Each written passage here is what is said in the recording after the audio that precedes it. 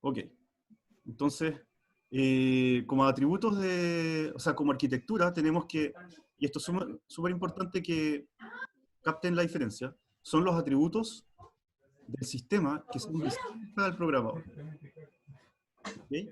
Y estamos hablando de programador, más que de usuario. Más que usuario, más que un usuario que va a utilizarlo como simplemente, digamos, oficina, cosas así. Estamos hablando de un programador que va a estar mucho más metido en la máquina. Entonces la arquitectura está visible para el programador, es lo que al programador le importa en el fondo. ¿Y por qué le importa? Bueno, porque tiene un impacto directo en lo que él va a programar. En el fondo, a lo que va esto es que si él sabe de arquitectura, su programa va a ser mejor. Si él no sabe de arquitectura, su programa va a ser peor. O sea, es directo el impacto. Y ejemplos, bueno, el set de instrucciones de un procesador, el número de bits que se ocupa para representar un tipo de dato, los mecanismos de entrada y salida, los protocolos, ¿ok? Y técnicas para, en el fondo, ocupar la memoria, ¿ok? Para direccionar la memoria, o en general las técnicas para ocupar memoria. Entonces, por ahí va arquitectura. Y ahora, quizás les pareció medio raro, porque cuando a veces uno habla de arquitectura, en un inicio en este curso uno se puede imaginar más el fierro, como los cables, la placa madre, lo que mostraba la otra vez. Pero resulta que arquitectura en verdad se refiere a una capita, es como la primera capa abstracta del hardware. Es como un primer nivel abstracto, que por supuesto que para una persona normal se ve súper abajo, se ve como muy cercano al fierro. Pero para nosotros que estamos aquí en informática, entendemos que es una primera capa de abstracción de lo que es la electrónica, la posición física de los componentes y todo este tipo de cosas. O sea, en el fondo, una persona que maneja arquitectura solamente necesita un diagrama del computador, dibujado en pizarra, para entender todo. Mientras que en organización, aquí vamos a tocar lo que es hardware realmente, físicamente hardware. La organización tiene que ver con... Deberían que arreglar esto. A todo esto estas diapos vienen media... Lamentablemente vienen así como media falladas. Para Linux, creo. Como que se mueven algunas cositas. Entonces, ya, ahí. Entonces, para organización tenemos que son las unidades operacionales, las ¿Para? Espérame, tiene una bolita y está con la tengo sonido de algunos chicos, no sé si pueden, quizás si es que tienen ruido ambiental ahí en sus lugares, pueden mutear su micrófono mejor. Ya. Entonces, la organización es unidades operacionales y las interconexiones, ¿ya? Para generar las especificaciones arquitectónicas, en el fondo. O sea, que en el fondo que la arquitectura necesita de la organización, mientras que en cierta manera la organización no necesita de la arquitectura, sino que la organización es el suelo para la arquitectura. ¿Okay? Y ejemplos de organizacional, o sea, de organización, es hardware, ¿okay? Detalles del hardware que son transparentes para el programador, señales de control, interfaces entre el control y un periférico, tecnología de la memoria. Piensen acá, por ejemplo, cuando uno arma un computador o compra un computador, cosas así como, la memoria es DDR3, la memoria es DDR4. Ustedes hacen un programa y les da lo mismo. El programa no va a funcionar correcto o incorrecto dependiendo de eso, ¿no es cierto? Simplemente va a funcionar quizá un poquito más rápido, un poquito más lento, pero por un efecto automático de la organización. ¿Ok? Pero no tiene un impacto en la ejecución lógica, que es lo de arriba, para que se entienda. ¿Okay? Lo mismo que si compran dos máquinas, y una tiene un procesador mucho más moderno que el otro, pero los dos cumplen con la misma especificación lógica, ¿okay? También no va a haber ningún problema. Entonces, esos cambios que no generan ni un problema en su programa, que ustedes podrían volver a compilarlo, volver a ejecutarlo, y el resultado va a salir exactamente igual. Esos son, en el fondo, los aspectos organizacionales, que no le afectan al programador directamente en la lógica, sino que le pueden afectar quizás en rendimiento, en otro tipo de aspectos. Pero el programador puede estar tranquilo que eso no va a hacer que un programa se caiga ni que funcione mal. ¿Ya? Bueno, vamos a tener que quizás acostumbrarnos un poquito a esta incompatibilidad de las diapos. ¿Ya? Pero quizás para el otro lo arreglo. Quizás el otro lo puedo arreglar cambiándome a Windows. Bueno, y después tenemos otra clasificación, chicos, que se llama estructura y función. Y en estructura y función es otra manera son dos dimensiones distintas en las que podemos ver un computador. Entonces, en estructura tenemos una jerarquía de sistemas, que es, por supuesto, que se relacionan y se contienen unos dentro de otros. O sea, la gracia es que es una jerarquía. Entonces, esa jerarquía la vamos a ver en un diagrama a continuación, y ese diagrama es el que va organizando en el fondo las unidades de procesamiento, unidades de control, memoria, y después internamente, por ejemplo, la CPU, adentro tiene su parte que es la unidad lógica, incluso puede haber una unidad de caché, y ahí van a ir viendo el diagrama, se entiende mejor, más que acá en el texto. Y después tenemos función, ¿okay? Y función es, en el fondo, la acción que hace cada componente del computador individual. Entonces se ve la máquina como como un grafo de funcionalidades. ¿Okay? Y vamos a ver cómo se representa eso gráficamente. Espera un segundo. Bueno, a ver. Vamos primero al dibujo, porque quiero que vamos con estructura primero, después nos enfocamos en función. Esto sería la estructura. Entonces, si ven, tenemos el computador, y esto va a ser una jerarquía. Va a ser una jerarquía en las partes, y después las partes van a tener subpartes. Entonces, el primer nivel de la jerarquía, desde más arriba, sería esta, en donde tienen el computador, y tienen las tres partes más importantes de un computador. O sea, cuatro partes, perdón. Si ustedes les preguntan cuáles son las cuatro partes de un computador, así a secas, ustedes deben saber, chicos, que es el procesador, la memoria, el bus, que sería como la interconexión en el fondo, y la entrada y salida. La comunicación, en el fondo, esta es como la comunicación con su medio ambiente. Esta es su memoria interna, este es su procesamiento, y esta es la comunicación interna entre él. Y eso es el computador. Si se dan cuenta, disco duro queda de lado, ¿ya? Porque eso en el fondo es un dispositivo que se conecta por entrada y salida. Teclado, mouse, pantalla, todo eso queda afuera. Porque eso en el fondo es para nosotros, como seres humanos. Pero ustedes saben que un computador puede funcionar perfectamente sin teclado, sin mouse, sin pantalla, como un servidor. Entonces, el funcionamiento más básico de un computador es que él funcione por sí solo mediante los programas que tiene que ejecutar, ¿no? Esa parte de interactuar con el humano es como una capa superior. Y si se fijan acá, dentro de la CPU tenemos una subdivisión, que consiste en cuatro partes, sumamente importantes. Y ahí nuevamente, si ustedes les preguntaran, ¿cuáles son las cuatro partes más importantes de un computador? Bueno, son esas que ven ahí. De una CPU de un computador, perdón. Serían los registros, que sería, ahí les voy a contar, los registros, la ALU, que es la unidad lógica aritmética, que es la que efectivamente hace los cálculos, la que hace 1 más 1, 3 por 4, ¿okay? La que hace suma de números en puntos flotantes, números con decimales, divisiones, etc. Y la unidad de control, que es una unidad para que la misma CPU se controle. ¿Okay? Este es como el análogo, si esto fuera como un cerebro, ¿okay? Esto sería como su conciencia, entre comillas, ¿ya? Lo más cercano a una conciencia que en el fondo para controlarse al mismo, como estar consciente del mismo, autorregularse. Y los registros es el análogo a la memoria, pero en CPU.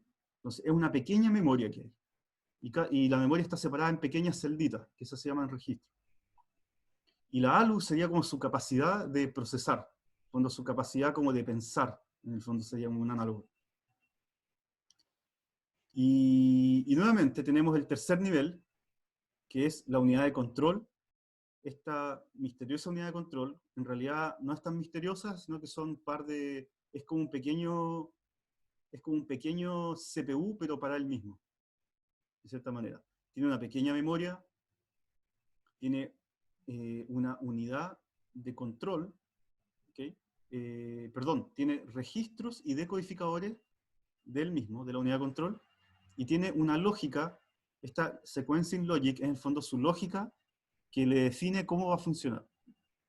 Y eso ese cómo va a funcionar tiene que ver un poco con, o bastante mejor dicho, tiene que ver con el cómo va a ejecutar las instrucciones que le llegan de programa. Tiene que ver con eso. Entonces estos tres niveles son esenciales, chicos. Vean ahí que es como zoom de uno, después zoom de otro adentro, ¿ya? Cada vez mirando más dentro. Ya, entonces eso por el lado de la estructura. Y por el lado de la función tenemos que si vemos el computador ahora, no olvidamos de la estructura y vemos el computador desde el punto de vista de la función, tenemos que son 4 las acciones que hace un computador. Y presten la atención a estos títulos en color rosado. Sería procesamiento de datos, sería una función, ¿okay? Que es, en el fondo es procesar información, ¿ya? Que es pasarla por la lógica. O sea, es pasarle, es como por ejemplo si tenemos dos datos, A y B, es hacer algo con A y B. Eso sería el procesamiento de datos. Después tenemos la segunda funcionalidad, que es almacenamiento. Entonces nosotros podemos almacenar los datos, todos sabemos que podemos guardar datos, pero originalmente, donde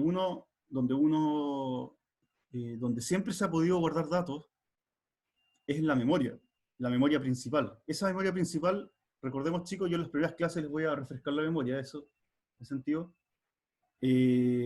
Cuando hablamos de memoria en arquitectura de computadores, el 99% de las veces nos vamos a referir a la memoria RAM, el equivalente a la memoria RAM.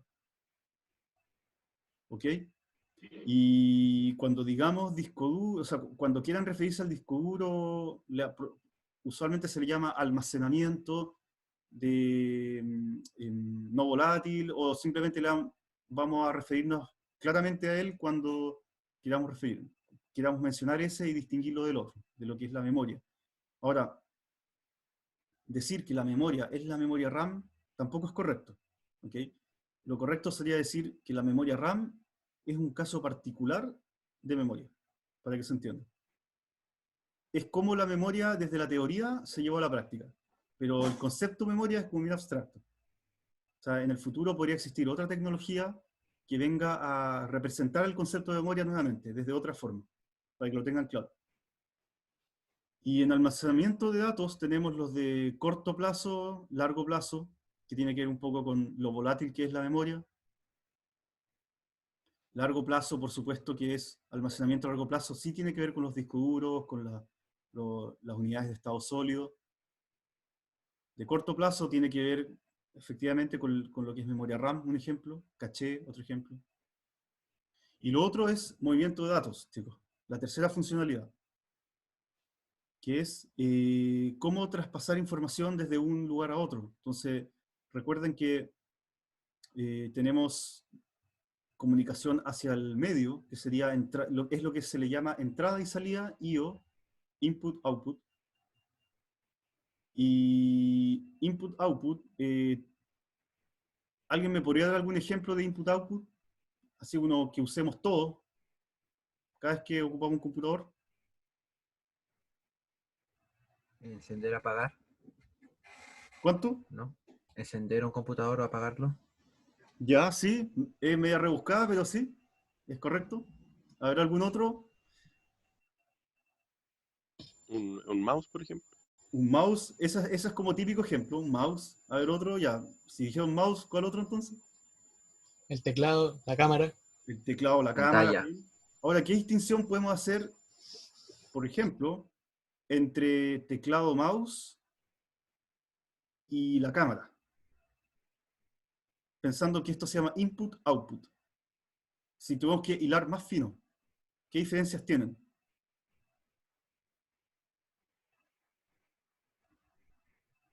Por ejemplo, hagamos una diferencia, o les voy a preguntar mejor con el primero para que se entienda. ¿El teclado es input o es output? Input. ¿Input? Input, correcto.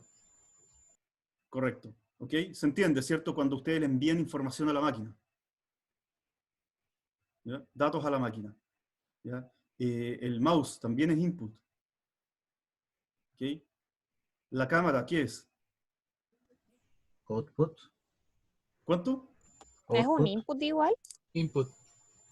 Input, ¿cierto? Son todos inputs Sí. porque nosotros le estamos entregando información al computador.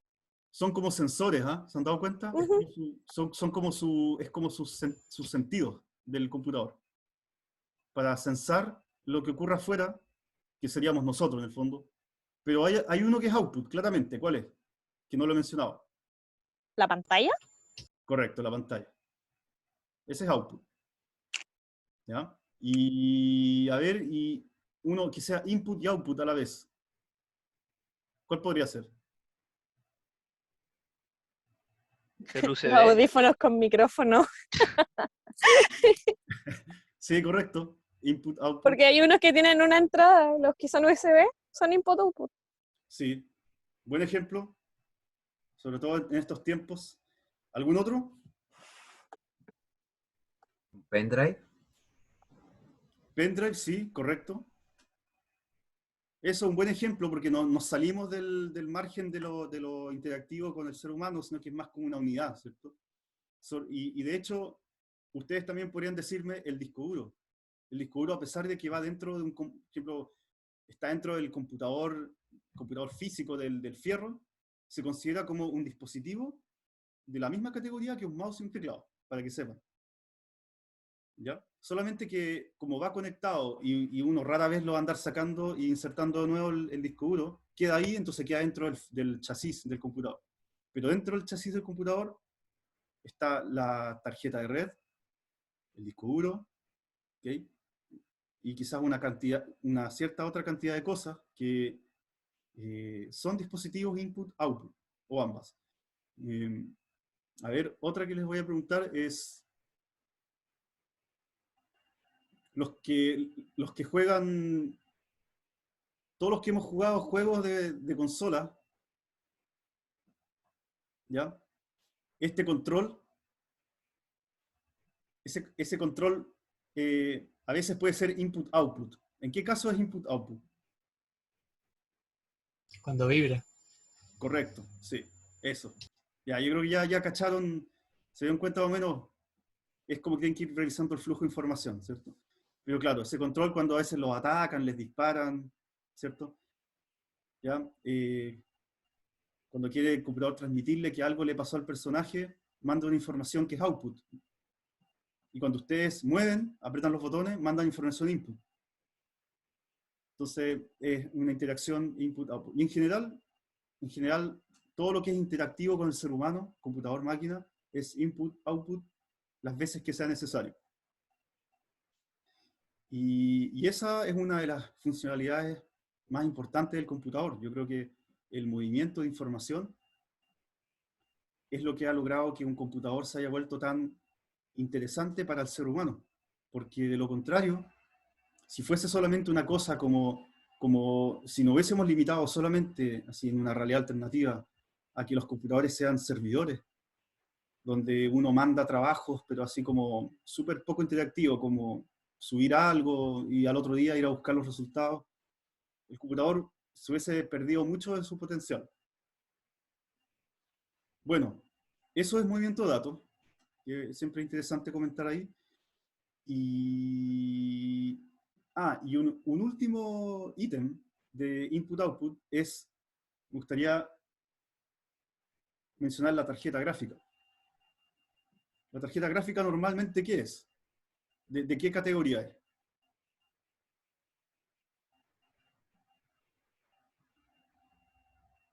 ¿Es input o output? O si quisieran argumentar más.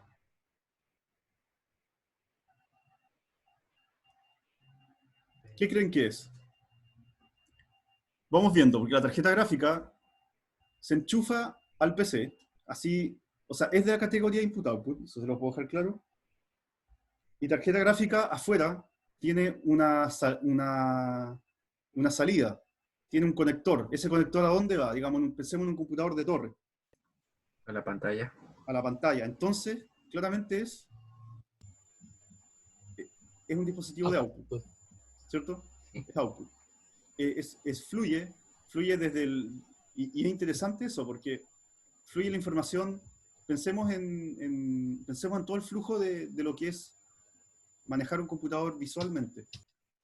El flujo comienza desde la persona cuando hace un gesto con el mouse, con un touchpad que a pesar de esto, el touchpad igual es otro de input. Entonces, ser humano hace gestos con dispositivos de input, y estos son capturados por el computador.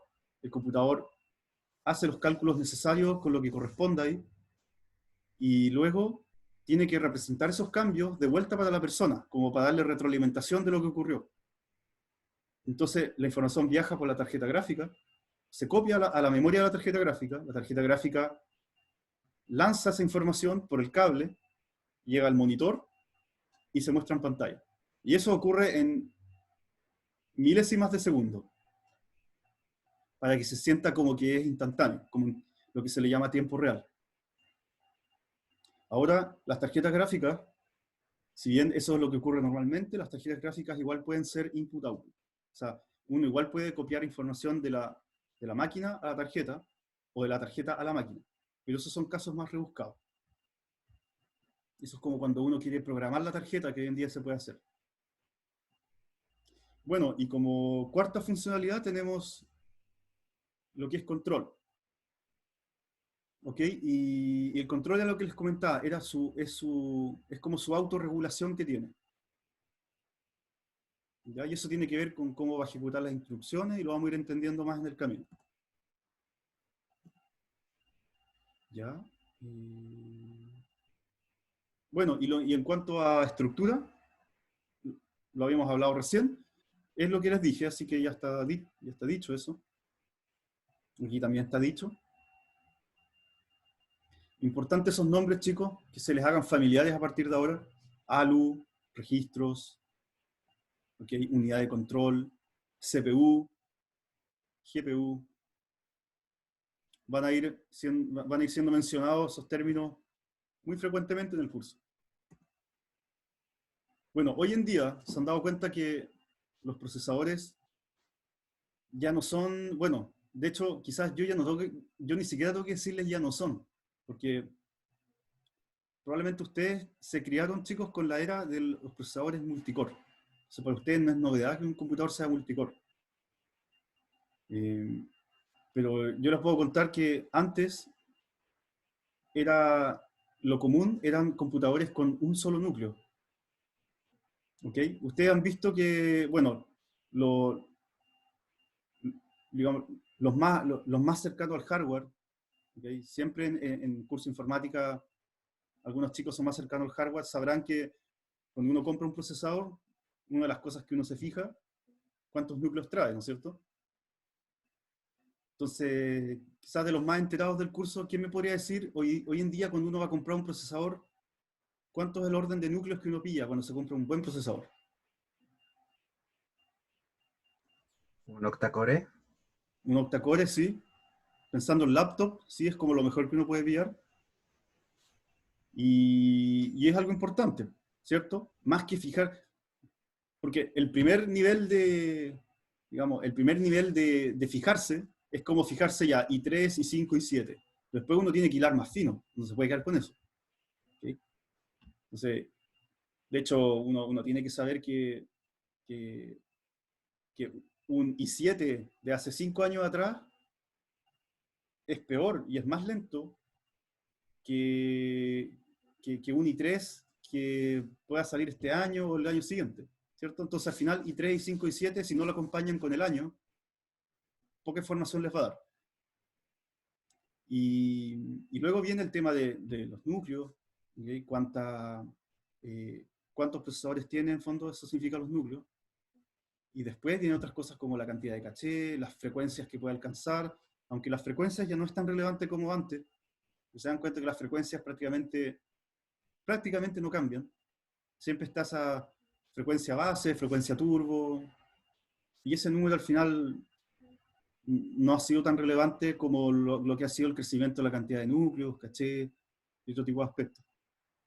Set de instrucciones especiales. Entonces, hoy en día, ustedes viven en un mundo donde los computadores son multicore. Y esas CPU, ahora adentro, se componen de varios módulos. Entonces, cada uno de esos módulos es lo que se le llama un core. Y literalmente es como, si ustedes ven el chip, hay segmentos que están así como copy-pasteados, así, uno idéntico al otro, que son los módulos. Son como si uno viera como los planos de una casa, y uno ve de repente los cuartos, que se ven así como cajitas, y es muy parecido a eso.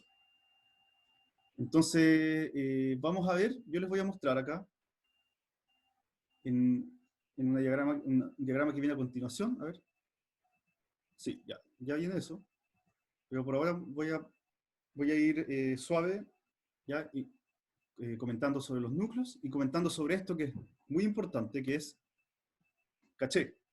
Entonces, hay dos cosas importantes hoy en día cuando si ustedes quieren diseñar una máquina, armar un computador, recomendar un computador para una solución. A veces cuando ustedes hacen una solución software, en el futuro cuando ustedes trabajen, si ustedes hacen una solución para un cliente o para alguna entidad X, a veces no solamente les van a pedir el software, sino que les van a decir, ya, ¿y ahora qué computador compramos? Y le van a dejar la responsabilidad a ustedes, la decisión. Y por supuesto que ustedes pueden decir cualquier cosa, pero lo que no pueden decir es no sé. Porque van a quedar, ahí uno queda mal como ingeniero. Entonces, cuando un buen ingeniero informático tiene que ser capaz de también recomendar un buen computador. Entonces, a veces, por eso les digo que a veces saber de arquitectura de computadores es más que simplemente saber armar uno, sino que a veces saber recomendar uno y que otra persona lo arme, da lo mismo que él lo armar. Y caché es un aspecto muy importante en la computación. El caché no es que permita hacer cosas nuevas que no se pueden hacer antes, sino que el caché lo que permite es que el computador pueda funcionar de una manera mucho más rápida que como funcionaría sin caché. Y tiene que ver un poco con esto, con este dibujo de acá. Este de aquí. Porque a medida que hay más caché, el computador se empieza a trasladar aquí, a esta zona. ¿Okay? O sea, en el fondo, si esta memoria se empieza a trasladar adentro. Y mientras más cerca esté todo una cosa de otra, porque aquí la CPU está todo muy pegadito, ustedes tienen que saber que la CPU es un chip como del porte de una galletita, mientras que esto sería el computador grande. Y aunque les parezca quizás curioso, las distancias físicas en computación de verdad son parte de la latencia o de la lentitud de un computador. Entonces, mientras más juntas están las unidades, mientras menos distancia hay entre transistor y transistor, mientras menos distancia haya también entre las componentes de un computador, la velocidad aumenta considerablemente. Entonces la caché es memoria que se introduce dentro de la CPU, cosa de que ojalá el problema que va a solucionar el computador quepa dentro, quepa completamente dentro. Eso es lo ideal. De hecho, cuando ocurre eso, el programa puede funcionar órdenes de magnitud más rápido que lo que sería sacando datos de la memoria a cada rato, así como en trocitos. Y lo otro es que, bueno, y peor aún, si es que el problema no cabe en memoria y tiene que ir a buscar a disco a cada rato, eso sería peor todavía. Como para que vayan viendo los niveles de memoria, tienen un impacto gigantesco en lo que es la eficiencia de un programa. Ténganlo en cuenta cuando ustedes hagan programas. Por ejemplo, un tip que les voy a decir que les va a servir para el resto de su vida como informático, es que cuando ustedes tienen que traer memoria de un lugar inferior en rendimiento, ¿ya? por lo general, esto se dan cuenta que los registros y los cachés son muy rápidas, pero tienen poca capacidad. Hay muy poco espacio también. Espacio físico me refiero, como para poner una caché gigante. Después vienen las memorias, que tienen mayor capacidad, son un poco más lentas, y después vienen los discos duros o las unidades de estado sólido, que tienen mucho mayor capacidad, pero otra vez son más lentas. Entonces, hay una jerarquía que va como del más rápido al más lento, y al mismo tiempo va creciendo en tamaño para compensar. Ahora, el tip que yo les voy a dar es que cuando ustedes programen y tengan que leer desde un archivo, lean en bloques grandes. Eviten leer así como un numerito, después otro numerito, después otro numerito, porque la cantidad de veces que van a hacer eso, de ir a buscar un dato, es un costo gigantesco. No es que cueste 10% más o que cueste un pelito más. Piensen que cuesta como 100 veces más en tiempo ir a buscar un dato al nivel de más abajo. O sea, eso lo pueden comparar como a tener que ir a buscar algo al centro, ¿ok? Que sería como ir al disco duro, de su casa al centro, y versus tener que ir a buscar algo al velador de su dormitorio. Esa es más o menos la diferencia que hay. Entonces imagínense que ustedes van al centro a buscar algo que hay, no sé, hartas hojas, y traen una nomás, y vuelven a su casa. Y después necesitan otra hoja, y van de nuevo al centro a buscar otra hoja. Es totalmente ineficiente. Ustedes mejor se traen todo el lote de hojas. Ya, es el mismo espíritu, no cambia nada, es el mismo espíritu, la misma intuición que existe en computación, que es, tráiganse un lote de cosas cada vez que van a ir a buscar algo a memoria. Esa es la moraleja.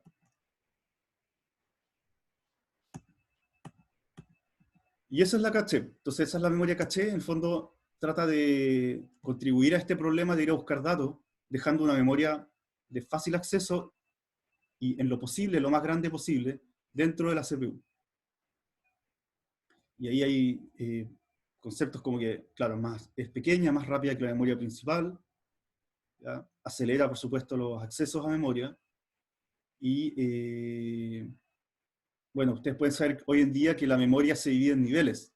Si ustedes han escuchado, algunos de ustedes muy posible que han escuchado que hay distintos niveles de memoria caché, y eso los pueden encontrar como L1, L2, L3. Y si alguno ha escuchado de eso, no sé si me puede decir cuál es la de mayor tamaño, cuál es la de menor tamaño en las L1, L2, L3. L3 es la de mayor tamaño. Sí, correcto. L3 es la de mayor tamaño. Y se produce el mismo efecto que les decía, ¿ok? Que es, la L1 es más rápida, y así va bajando, la L3 es la más lenta, pero la L1 es la de menor tamaño y la L3 es la de mayor tamaño. ¿Okay? Entonces al final lo que queda es como que hay un pequeño computador dentro del computador, y ese pequeño computador sería la CPU por sí sola. Eso es bien interesante, porque es súper interesante, chicos, porque quizá en el futuro los computadores físicamente sean muy pequeñitos. Bueno, ya tenemos el primer indicio con los teléfonos celulares, ¿okay? Pero puede que esto siga achicándose a niveles impresionantes. Bueno, ahí está, este diagrama es como el de la estructura, pero ya más aterrizado a lo que es un computador hoy en día. Entonces, tienen su placa madre. Eso es como cuando uno abre el computador, ve todo ahí, todo ese circuito gigante. Ahí están las memorias, ahí está el procesador, hay algunos módulos de entrada y salida. Eso pueden ser, por ejemplo, ranuras, que se pueda conectar a algo. Eso también. Luego se le hace un zoom al CPU y tienen esto. Tienen una estructura de varias unidades de procesamiento que están acompañadas de caché. Y si se dan cuenta, la caché L3 es la que primero se ve, porque está fuera de los núcleos. ¿Okay? Y luego, cuando ustedes hacen zoom en un núcleo, se van a dar cuenta que ahora aparecen las L1 y las L2. O sea, en el fondo, las L1 y las L2 son memorias auxiliares para cada núcleo. Y por eso son tan pequeñitas, porque primero que todo tienen que estar replicadas por cada uno, o sea, es más pega. Y segundo, el espacio físico es menor. Y dentro de cada núcleo esta es como la unidad mínima de procesamiento que puede hacer hartas cosas, en el fondo, que puede procesar código. Y se dan cuenta, tiene una lógica de instrucción, que es como para ejecutar, tiene una unidad para procesar, que es la ALU, que todas las unidades aritméticas, todas las operaciones aritméticas las va a hacer por ahí, las operaciones de entero, de flotante, y después tiene una unidad para efectivamente guardar los resultados y cargarlos. ¿Okay? Eso es necesario, si no los resultados quedan ahí y digamos, son como volátiles, se desaparecerían después de un ratito. Y ahí está la L1, y ahí está la L1, y fíjense que son separadas, esto es importante, se separan en caché de instrucciones y caché de datos, porque tienen que recordar, chicos, que las instrucciones que llegan al computador llegan piensen como el análogo a un papel con las instrucciones escritas. Entonces, obviamente tiene que tenerlas guardadas en algún lado, como uno guarda en un papel las instrucciones. O sea, no puede llegar por arte de magia las instrucciones. Igual tienen que ocupar cierta cantidad de memoria en ser almacenadas. Y lo mismo para L2 en sus dos versiones. Y bueno, aquí hay una figura de una placa bien extraña porque generalmente no tienen esa forma. Esta es una placa especial de un servidor que tiene algo en particular. ¿Qué es lo que tiene en particular? A ver, ustedes que están observando esta diapo. ¿Qué tiene en particular esta placa versus una placa normal de un computador, un laptop, computador de escritorio? ¿Más memoria? Tiene Tiene doble muchas procesador. entradas para RAM. Ya, ok. Ya, dijeron más memoria, tiene 2 procesadores y más entradas para RAM. Ujú. Ya. Ya, todo eso está relacionado, me quedo con el comentario del medio, que es más procesadores.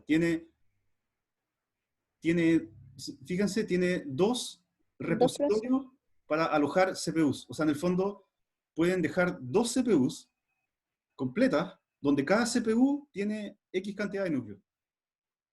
Generalmente los servidores funcionan así, porque los servidores tienen que ofrecer una capacidad de atender consultas simultáneas, muchas por segundo, etc. Y usualmente eso va acompañado con que hay una cantidad de ranuras de memoria asociado para uno, y hay otra cantidad de ranuras de memoria asociado para otro. Pero eso no quiere decir que estén separados, ¿eh? Eso no quiere decir para nada. O sea, simplemente dice que es más rápido de aquí para allá que de aquí para allá. ¿Ok? Nada más que eso. ¿Ya? Pero eso es transparente para el programador. O sea, un programador define, supongamos, un arreglo de 10 números, puede que la mitad de los números quede aquí y la otra mitad acá. Técnicamente es posible. Lo más probable es que no va a ocurrir porque como que esas cosas así tan directas como una pequeña porción de memoria alojarla, la va a alojar continua en un lugar, pero podría pasar, ¿ok? Eso lo vamos a dejar como para más adelante del curso, tiene que ver un poco con lo que se llama arquitecturas NUMA, que tiene que ver con el rendimiento de la memoria cuando está esto se llama como semifragmentado. Pero hoy en día, o sea, hoy me refiero, quedémonos con que el computador nosotros sabemos que tiene uno de estos y un lote de estos. ¿Okay? A veces ese aparece como por un lado y por el otro lado, pero están asociados a un procesador. Después hay otras cosas, ¿okay? Los puertos USB, la salida de video, ahí está este es un chip, ¿okay? Para la BIOS. Mira, aquí está el controlador de la red, Ethernet. Aquí están los puertos Ethernet. Aquí hay un conector de PCI Express. Acá está el reloj. Otro conector de PCI Express, los puertos PCI en general, sean PCI Express o PCI solamente, usualmente van a notar lo que son como este tipo de cosas. Así. Ahora esta placa es súper extraña, porque por cómo está, pareciera ser que esto es como un computador que se va a adosar a otro computador. ¿Ya? Se ve un poquito raro. Por la manera en que tiene porque si tiene las ranuras así, estas son las ranuras macho, en el fondo. Entonces, en el fondo, va a ir conectado a otro lado. Y que es como un caso medio particular.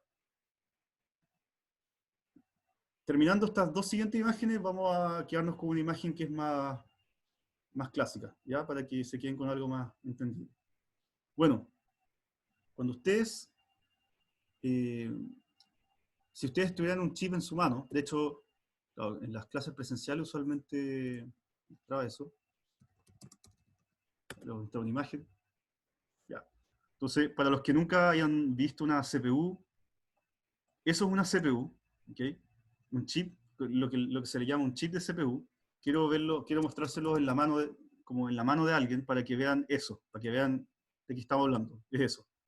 ¿Ok? Por un lado, se ve así, y cuando lo giras por el otro lado, usualmente es donde le ponen la marca, se ve como de color metálico, por el otro lado se ve como algo así. Ahí. ¿Ok? Ese chip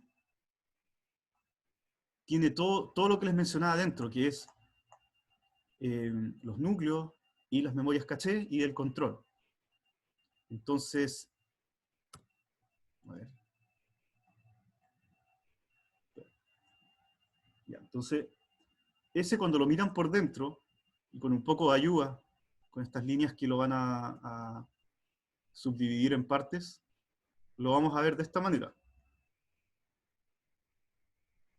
Ahí.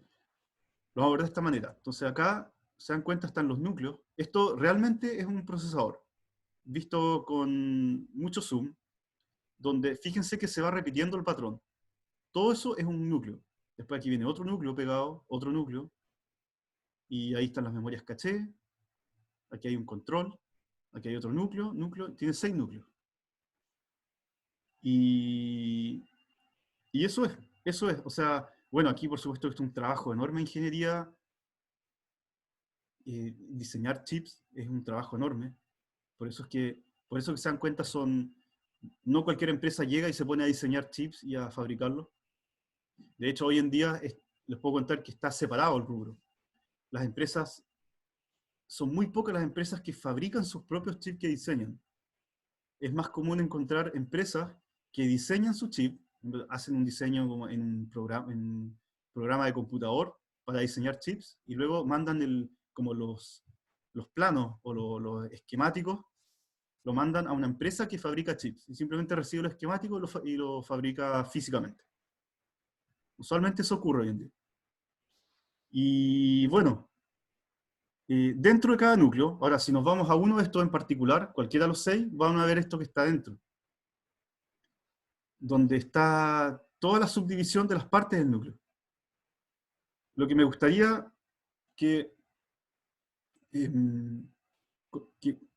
con lo que me gustaría que nos quedáramos es en fondo con las cachés.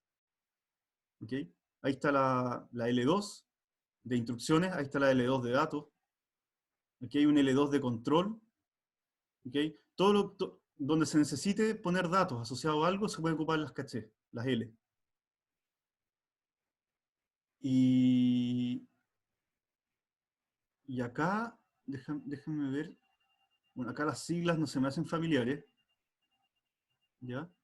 Pero tiene la pinta de que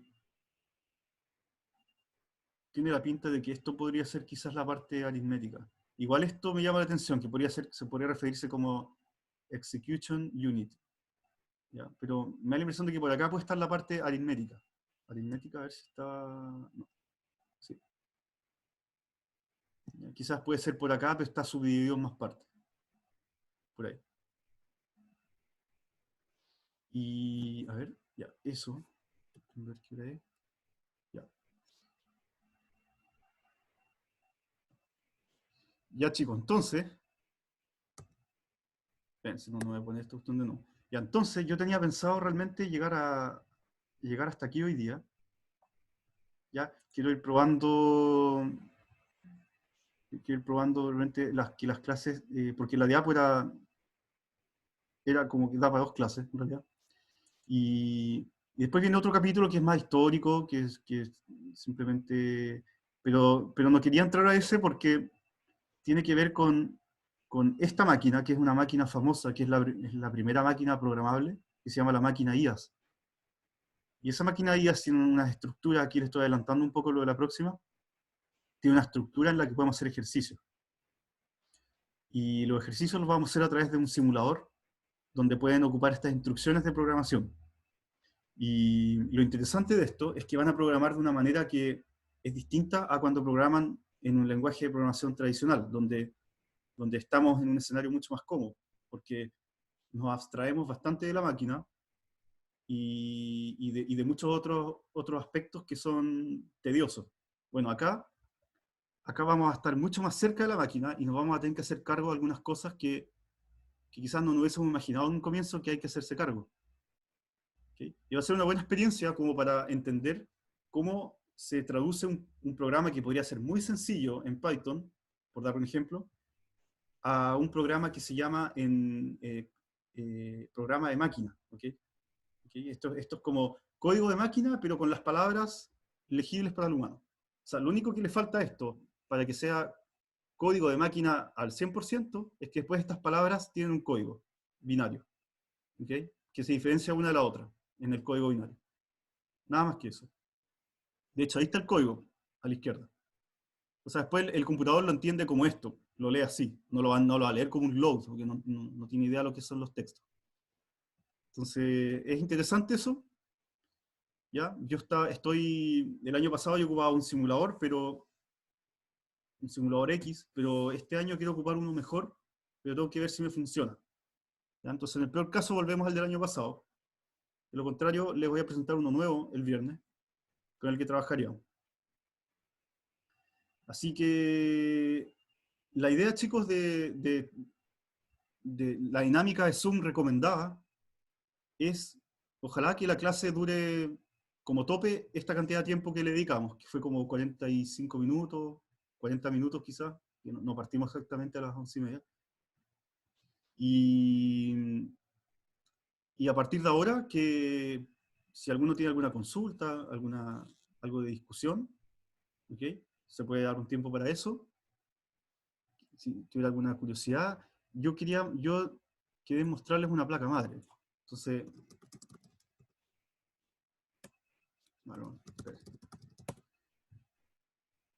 bueno, esto es más común de encontrar. Esto es lo que ustedes van a encontrar si se meten a una tienda, a PC Factory, y exploran placas madre. ¿Ya? Esos son el tipo de hardware que van a encontrar, y es la misma idea. Entonces, importante, chicos, que identifiquen dónde va la CPU, dónde van las memorias, dónde van los puertos PCI Express, y dónde van todo lo que es entrada y salida más interactivo con el ser humano, que va por este lado siempre. ¿Se dan cuenta? Ahí están las interfaces para el audio, entrada, salida, micrófono, etc. Aquí está USB, puerto de internet, ¿ya? Salida de video, que hay un puerto serial ahí. Esta es como media... Esta es súper antigua, esta placa, todo esto. Súper antigua. A ver si hay una más nueva. Estas son más nuevas. ¿Ya? Es como placa gamer. Y... a ver... sí, ahí. Claro. La misma idea, sí. ¿Ya? Al inicio quizás se pueden confundir. Al inicio es normal que se puedan confundir entre las ranuras de memoria y los puertos PCI. Pero la placa siempre tiene una orientación, que sobre todo la van a ver con... Es así la orientación. Eso es como la manera de ver la placa derecha. De hecho, así se instala en el computador. Ahí la están viendo derecha. Y cuando la ven derecha, usualmente la memoria la van a encontrar así, por este lado o por este lado. ¿Ya? O muy alrededor de acá. Y las ranuras PCI las van a encontrar así, horizontales, hacia abajo, como fila. Ese es el estándar. Por supuesto que todo eso podría cambiar. O sea, podría llegar una persona y ofrecer una placa madre que esté todo al revés. Y no habría ningún problema. De hecho, esos cambios que les estoy mencionando ahora, ¿serían de arquitectura o de organización?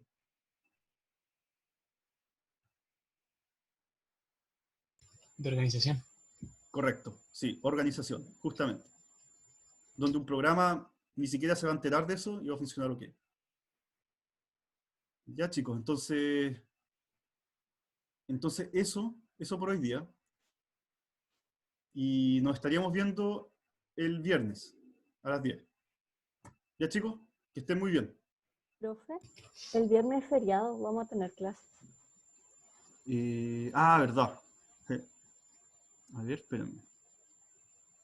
A ver, déjeme terminar de compartir. Ya. Ya, el viernes feriado. Entonces, no, entonces estamos recién comenzando. Veámonos el martes. ¿Ya? Quedamos para el martes. Ya. Ok. Profe, Profesor, le hice una pregunta en el chat ah, sí. A ver. que dice, ¿el curso contempla todo el libro que mencionó usted? Casi todo. Sí, es prácticamente, pero quizá la pregunta va, ¿el curso se trata de ese libro? Sí, se trata de ese libro, justamente. ¿Ya? Es el libro guía y el curso está basado, yo creo, en un 80% en ese libro. Es un libro súper bueno. Es súper bueno un curso basado en ese libro. Maric, Así que yo se los voy a dejar disponibles igual. El libro versión 9, seguro. Y bueno, estas diapositivas las iré subiendo también para que las tengan en referencia, ahí a medida que vamos avanzando. Ya chicos, eso. Nos vemos. Estén bien. Chao, profe. Ya, profe. Profe. Chao, profe. Nos vemos, chao.